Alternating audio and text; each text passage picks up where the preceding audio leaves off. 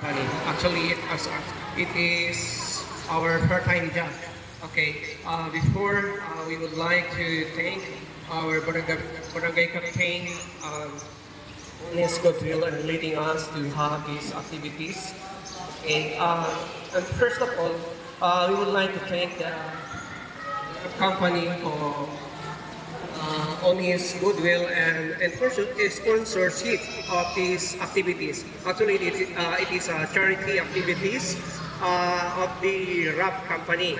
RAP company, on its background, is a renowned largest advertising company, and based on London since and accredited since 1981, and through the invitation of the Philippine government, our president on 2022 has invited this company to have this business opportunities, job opportunities in our country, and in their coordination, the Philippines have commitment to have yearly 1 million employees to be employed. Actually, their goal is to have an additional income to the low earner employees, and those unemployed to have their job. Okay. And it's very fortunate that I am the team leader in Pampanga. Okay. So,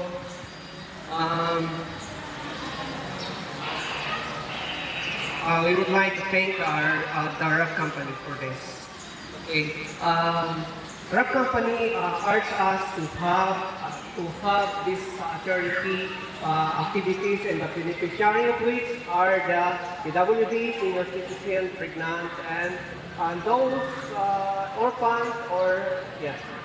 Okay. So couple of days ago, I have coordinated and proceeded to some areas to get their names, and that's why we are here. And it's now the time to distribute these supplies.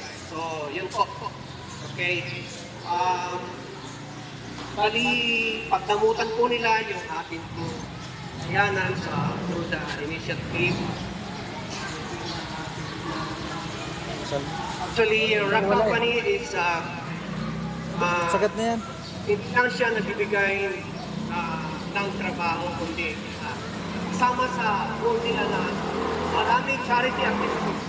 Ang RAP company, dahil sa advertising, largest advertising company, yung mga, kung nakikita kong nalalaman kong kabilang dito yung mga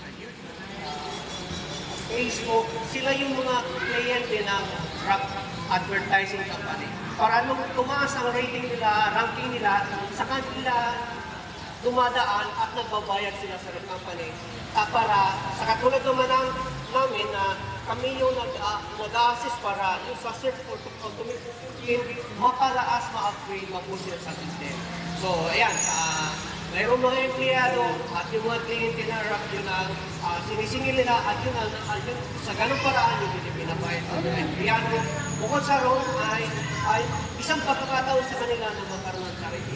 Is ganito at saka yung mga outdoor dinner like so, yun lang po, maraming po salamat. So, sa mga tatawagin po natin ang mga nakalista, nangyari po na hindi tayo umakyat para sa tapos, pagka napareceive po natin, doon po magtatapos yung ating salamat.